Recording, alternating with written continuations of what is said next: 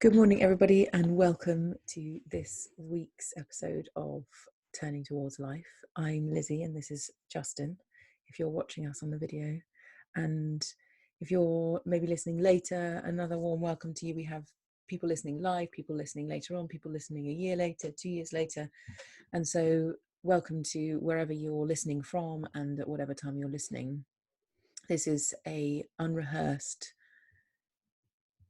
conversation between two friends, and we enjoy this so much, and it's like one of our favorite practices, I think, certainly for me, and I'm pretty sure for Justin anyway, that we do this every Sunday morning at 9 a.m. UK time. Justin and I live in London, and so that's the time zone and the slot that we found that worked for both of us, that didn't that basically meant it was going to be more likely that it would happen if we had a time that worked for both of us and didn't interrupt too many things. And so this is when we do it, 9 a.m. on a Sunday, and we also put it into a kind of bank online and on the podcast systems that exist in the world. Thankfully, Justin's Mr. Technical, and so we have this amazing way of putting everything out there so that people can listen whenever they want to. So you might be listening in 2040 or something, who knows. But for now, just to say welcome. And we have this lovely source from Justin by Kim Stafford to get stuck into, and a very warm good morning to you and a warm welcome, and thank you for being here with us. It makes such a difference that people listen, people comment, people engage with us in this way. It's very meaningful, and thank you for all of your ways that you've posted underneath each of the videos or sent us any feedback or told us what it's like to be with us. We very much appreciate it. Yes, good morning everyone. Morning, Lizzie. I just want to add to what Lizzie said, so how you can find us. You can find our website for Turning Towards Life at turningtowards.life. And you can find the podcast just on most podcast platforms if you search for Turning Towards Life. And you can join the Facebook group by searching for Turning Towards Life on Facebook, which is where you can watch live and join in the conversation. And then all of this comes from our shared work in a partnership called Thirdspace, and you can find us at wearethirdSpace.org, and we invite you to come and see all of that and join in with us in whatever way you would like. So this source which I brought this morning, the Sunday morning today when we're live, Lizzie, you and I together, is 2 days after we've had a national political election here in the UK. And one of the reasons I found myself wanting to pick this source is not so much to do with the specific outcome, of which there will be many different opinions in the world, but more to do with a period of history that it feels to me like we're going through, where truth is becoming increasingly called into question, where it's possible for people to lie their way very strongly through things and that be okay, where there are really urgent things that we need to turn towards that we don't seem to be turning towards. And I've been feeling my own body getting stirred in the midst of all of that. And in the spirit of this project, Lizzie wanting to find ways to turn towards rather than turning away. And this one had been sitting in my inbox for a little while in support for that. So here it is, and I'm going to do what we usually do, which is I'm going to read it first, and then I guess you'll read it too, and we'll talk about it. So this is called Agenda in a Time of Fear. Be not afraid. When things go wrong, do right. Set out by the half-light of the seeker, for the well-lit problem begins to heal. Learn tropism towards the difficult. We have not arrived to explain, but to sing. Young idealism ripens into an ethical life. Prune back regret to let faith grow. When you hit rock bottom, dig farther down. Grief is the seed of singing. Shame the seed of song. Keep seeing what you're not saying. Plunder your reticence. Songbird guards a twig. Its only weapon, a song.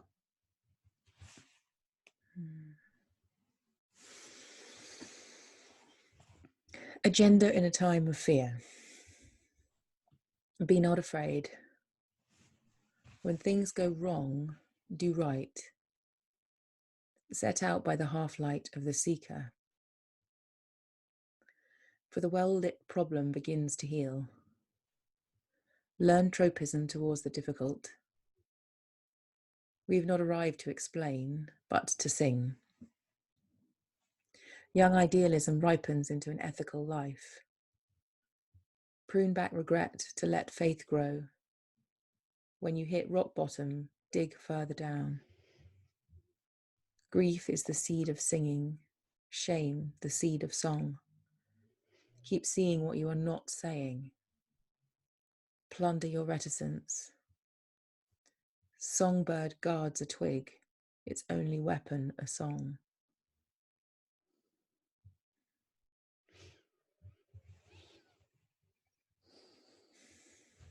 I was just telling you before we came on, Lizzie, that last night I went to see the amazing Amanda Palmer here in London. She's a singer, songwriter, artist, many, many things. And we sat together in the dark of the most beautiful venue, which is the Union Chapel in Islington, which is an extraordinary place. Thousands, I don't know how many people it holds, a few hundred, maybe 1,000 people all cradled together in the dark. And one of the things that she said, the show was 4 hours long. She had many, many stories to tell. And one of the things that she said, which I want to bring in sort of as a way for me into these words from Kim Stafford. She said that when things feel very dark, when they look very dark, and there's always darkness in the world, it's never not been the case. And it's also the case now. There is a job to do, which is to create light wherever we can. And one of the things that I know about myself is that there are things that I can do that look like they're creating light, but are really just making myself feel better. Mm-hmm. And I notice that I don't want to just make myself feel better. That's the thing that I can often feel my body wanting to do, which is I feel really stirred up. Most important thing is make myself feel better. And then when I've made myself feel better, the job is done. But to make myself feel better doesn't seem to me to be sufficiently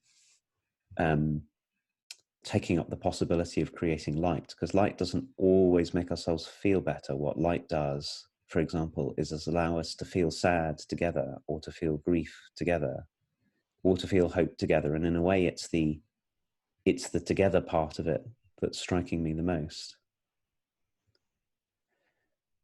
So that Kim Stafford's words start somewhere that we left off a couple of weeks ago, when we were talking about Nachman of Bratslav and walking the very narrow bridge and not amplifying our fear. It seems to me that's a wonderful starting place, which is be not afraid. I don't think means don't feel anything. I think it means don't amplify. And then the question is, what is there to amplify together? Like, how might we together cultivate or pay attention to that which can both sustain us and also can give us the chance to respond in some way, and seeking by the half light, or singing, or turning ourselves towards the difficult. And actually, my favorite line in the whole thing today: prune back regret to let faith grow. Giving up, which seems to me to be giving up all the ways in which we look back at what we might have done and have ourselves be weighed down by the burden of missed opportunities or mistakes made. To actively prune that back, in other words, seems to me to prune it is to not amplify that, to not to have regret be there. She doesn't say banish regret. She says prune it back, like it has its place. And what takes its place? Faith. Maybe the faith that we're here and that we can respond, and that we have one another where we can find one another. So I read this and I find myself feeling a word that you coined and opened, and remembering of the capacity any of us have to make some choices about how we encounter what comes at us. Not, we don't have endless choice in first how we first encounter what comes our way, but then we have choices, mostly in how we are with one another.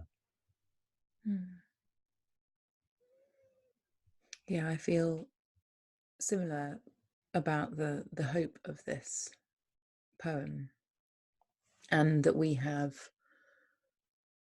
a human, I don't know what it is, maybe like a privilege, a human privilege, that we get to respond. And I think this is speaking about sometimes we have this kind of automatic response to things, to feel like hearing a result that we don't like, we collapse, or we give up, or we withdraw, or whatever, which is all really fine. And then those of us who love, which is all of us, who love the world and who love each other, something else has to happen, not just our initial response to things. And of course we could stay there for a very long time and be given up, but it's not a place that most people want to stay. You know, it's like, yes, I'm fearful and I'm crestfallen, but I would rather find something else as well as that. And I think that's what this poem speaks about, is the other part of what our response might be, in addition to our habitual response, our conditioned response, the one that is immediate. And I feel like this is a very big invitation into the beyondness, like the somethingness beyond my reaction to things when it feels hard and dark. And the fact that there's an invitation to the beyond makes me feel like, oh yeah, there's a hell of a lot more going on that's possible than my response to this, than my reaction to this. And I think each line of this has so many gifts in it. And like, set out by the half light of the seeker. Like, for me, that means there'll be people who are further along than me in inquiring here, and they might not be fully in the light, but there is a half light, and I can hang on to the coattails of the half light. You know, there is more than meets the eye in terms of resources, this poem being one of them. That in the darkness we can reach for this poem, and it paints a picture of the darkness and more, that allows us to step into someone else's inquiry, someone else's gift, who's been in the darkness and found something beyond. So to move towards and then keep going feels like the invitation of this whole poem. That, you know, when you hit rock bottom, dig further down. Even the notion of, oh, there's more than my rock bottom, you know, that even helps to know that rock bottom isn't actually that there's more. And it just feels like there are ways to tune into, to find resources through those who've gone before us and who've trodden these paths and who've written these poems. And we may be one of those things for other people too, each of us. And to see that there's a way that our connections with one another can serve to take us beyond ourselves being the small, fearful, frightenedness. And, you know, it's just in our practices every week to find sources. The more we do that, the more I realize that there are so many people writing amazing things, reflecting on extraordinary stuff of the world that are all of our teachers. And if we look, there's incredible inspiration and hope in other people's experience that we can set out by their half light of their seekerness. And it makes me feel much more connected to the world to see things like that. And I feel like it's possible to feel at the moment that so much has gone kind of horribly wrong. And then in that wrongness, looking for resources to help and to heal, there's also so much of the opposite going on as well. There really is so much good and inspiring and meaningful invitation in the world through human beings. I really love the way that you're reading this invitation in the second line of find, even if it's only a half light that someone else is carrying, find it and get into conversation, get into learning from one another, get into community, get into relationship. Because there's a way of reading this, which the first way of reading it, and maybe this is just, it's interesting for me to see that maybe this is just a way that my habitual way of reading it is to read it as if it's something I have to do on my own. I can feel that comes up. Oh, okay, this is difficult. Dig deeper, prune back my regret, learn to turn towards the difficult. And I think this is, I'm sure I'm not the only person in the world who has this as a sort of, that's my habit, particularly when I'm frightened, that's my habitual turn actually, is to go, I have to do this on my own. And I think fear can really do this to us. It can make us feel very alone. I have to do this alone, and then my what I'm finding out about myself is that it's very, very easy for me to have a sort of an unquestioned assessment, which is, and I won't be up to it. I won't have the capacity. And then that's, of course, a very fearful place to be, which is to be afraid, to feel like I have to do something, to imagine that I won't have the capacity and that I'm all on my own. And of course, I think you're reading this both in a way that's really true and is also in these words, because Kim Stafford invites us to sing. And really our most powerful singing is together, when we sing together. And there's a wonderful line in a song that Amanda Palmer sang last week that I've been trying to figure out how to bring into Turning Towards Life, because it's a song and maybe we'll read the lyrics or something. And she's talking about singing about life's difficulties, and she sings, isn't it nice when we're all afraid at the same time? There's something really, really true about that, which is to be together in the midst of something. And so I'm really struck by two things. I'm struck by how easy it is for me to believe the story of my own body. I think it's a bodily story rather than it doesn't come first in thoughts, which is that I'm on my own. And the second one, and to believe the story that there's nothing I can do, that I don't have capacity, I won't be able to tolerate it. And I know, as I know now, just from being in conversation with you, Lizzie, that when we find our way into relationships where we can cultivate a kind of truthfulness and ground and mutual care and love and confidence in one another, which might be the kind of faith that Kim Stafford is talking about, the concerns and the darkness of the world themselves don't go away, but my and our capacity to respond to them are radically transformed. And so the end of this thought is something like, maybe the first thing for us to do when we find ourselves in this situation is to wonder, who might I be with? Whose teaching, whose company, whose Mm. conversation, whose openness, whose community, whose whatever do I need to find? Mm.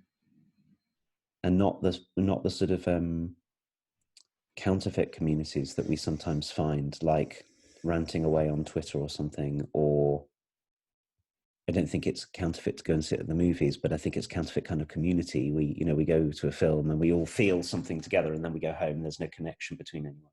So Mm. not those, as much as finding those places where our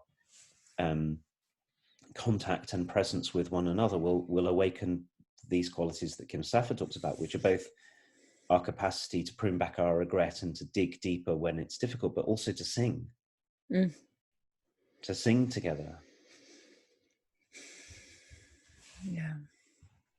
I think for me, generally, this line, "We have not arrived to explain, but to sing," is of deep relief. I feel like, and maybe it's the kind of political landscape and, you know, the news or whatever, and what's going on at the moment in the world, but the kind of intensity of explaining that's happening all the time, like everything is kind of being questioned, everything's being answered, there's so much intellectual kind of tennis going on. And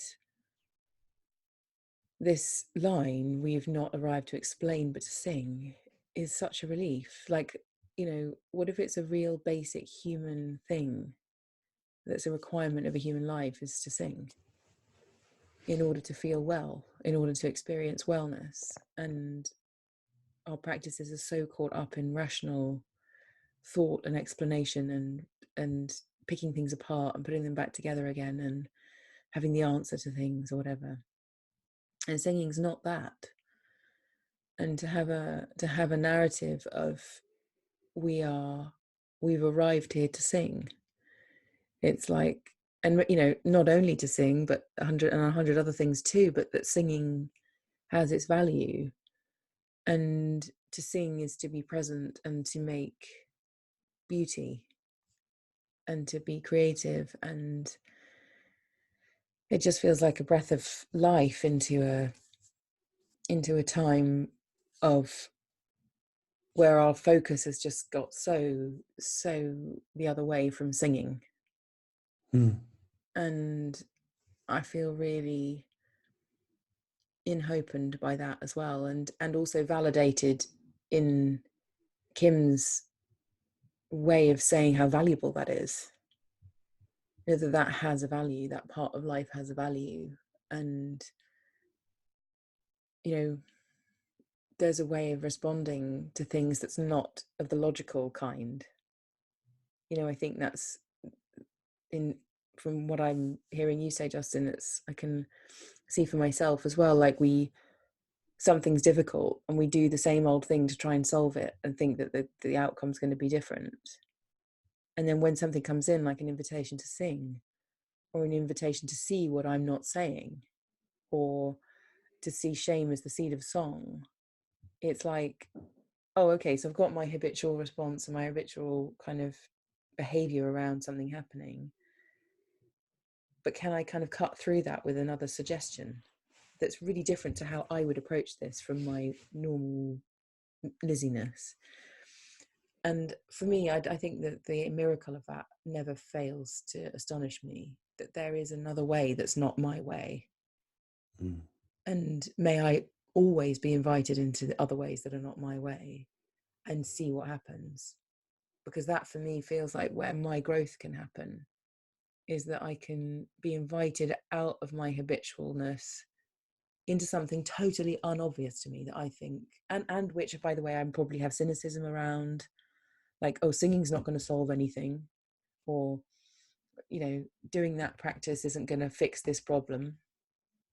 And then my openness allowed me to do it, to participate in a different way, and some other kind of magic opens up, which is of a different kind of order than the thing I was grappling with. And so having that invitation that cuts across or cuts through my well-worn, I'm sure this will make this better behavior, or it will solve it or something. Have something cut across that, for me, feels like a proper miraculousness and a gift of being human, is that that's possible. We don't have to stay in the thing that we're in. If we want to shift, it's possible. And the thing that will help us is something very unobvious and often quite startling and weird. And why would that even work? Because my interpretation of things, my structure of the way I hold the world, doesn't allow that thing in naturally. But if I get present and commit to my growth, I can allow weird and wonderful things in that just create different outcomes. And that for me is what this poem is an invitation to, is letting singing be valuable when I'm trying to solve a maths problem. Like that kind of, those two things being right next to each other, and it being possible that they can be next to each other, and seeing what's different by letting that be so. And so appreciating the direction this conversation has turned towards, Lizzie, that when we're in sort of the bigger point, that when we're in some kind of difficulty or stuckness, that very often it's a shift in our practices, and maybe often a shift in our practices together towards something that's really not obvious, can really help us. So the thought that I had two thoughts whilst you were speaking. So one was, I have been caught up this week, some around the election and some in other areas, in what have felt to me like pretty sharp and difficult online exchanges, text typing things. And that world invites us into a particular kind of practice and orientation to one another. I noticed in that world, I feel raw, exposed, easily angry, confused, all kinds of stuff. How different it would be to sing with those people with whom, that world only affords us one very disembodied, very hard-edged, languaged way of relating to one another. And then you talk about what singing is, to sing with people even with whom you disagree, to be in the same room and sing something together as a way of radically being in different relationship to one another, is so it's so exciting and illuminating to see that world, the online world, creates a particular mode of engagement, as do our own habits and our own ordinary orientations. And the other thing is, you'll know, because I've spoken with you about it a lot, and I've spoken about it a bit here, I've been doing cold water winter swimming, and that goes completely against all my ordinary ways of doing things. And when I slip into the water and get held in this really fierce cold, the whole world is different in all kinds of ways. And maybe this is one of the, well, not maybe, of the many themes that we've been exploring together over these 2 years of talking with one another, is how surprising it can be that a shift in our practices, a shift in the how we're doing life, and even sometimes in small places, like starting it in this place, having a place where I have these people and this something that I've not been up to before. What a powerful and necessary support it is for our turning into life, and not just keeping the same habitual way in which the world is for us going. Yeah. And as you're talking, it strikes me that so often it needs another person or people to help us find the thing that's not obvious to us. Because if it was obvious, we'd find it ourselves. But to have other people that tell us, bring us things, that say things that, might sound strange, but that we're willing, because we love them, to do them, it feels, or that we respect them, or whatever. It feels like we're necessary to each other in order to take up these invitations. I'm reminded there was an argument in our house earlier this week, and the kind of argument that happens here between certain people is a kind of intellectual tennis match, is how I see it. And in the middle of the argument, and I happened to be kind of present and mediating and bobbing a baby around and wondering whether this was, going to turn into a bigger argument. And I found myself saying, well, should we just literally stop? Let's just stop. And instead of arguing about the facts of who sent this text message and when the WhatsApp message came and who responded when and doing that, what if we just see if we can appreciate each other's intentions just for a minute, and then we can carry on with that argument afterwards. And we did this round of appreciation of each other's intentions, and the argument was different after that, and people cried and things shifted, and nobody wanted to do that. Nobody thought of that themselves in it, but because I wasn't in the argument directly, I had a different perspective, and I could say, well, could we just press pause for a minute just for the sake of being together for longer than we would be if this argument carried on. And in that moment, the sinking down into something different than what was just ordinarily going to come out and what has come out 100,000 times before, we talked about something more heartfelt, which was what we appreciated about each other in the middle of an argument, which, as anybody knows, in an argument, you want to be right and you want to win. And so righteousness and winning came off the table just temporarily. It can come back on again in a minute, but temporarily it came off the table. And we found a way that was very, very different. And immediately everything softened. There were tears. The underneathness was revealed. And then the course of events changed. And I think that's and I hope people will continue to do that for me in my life when I'm in a kerfuffle or an argument with another person and someone says, hold on a second, let's just reorient ourselves.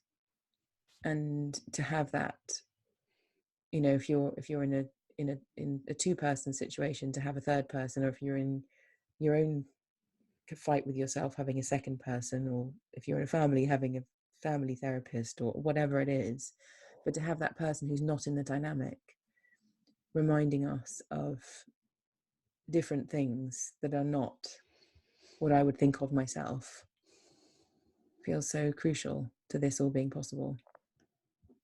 It's such a beautiful place for us to end, Lizzie, today, with the reminder that there's always another way, and that the ways that we have are often the only ways that seem available to us at the time. The gift of another, of not another answer, not the resolution, but another way to take the next step. Yeah. And that there really are ways that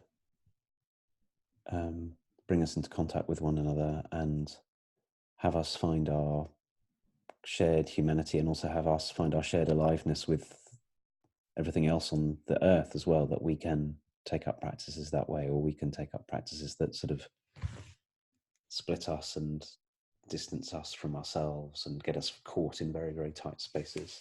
It's a wonderful, wonderful, I think, place to have arrived at half an hour into our conversation. So thank you, Lizzie, and really thank you everyone who's with us from all over the world. I thought one day we should see how many different countries people are joining us from, because it's pretty wide and far, and to say thank you again to all of you for being with us and for making this possible. We're so glad to do this with you, and we'll see you next week. Bye, everybody. See you next week. Bye.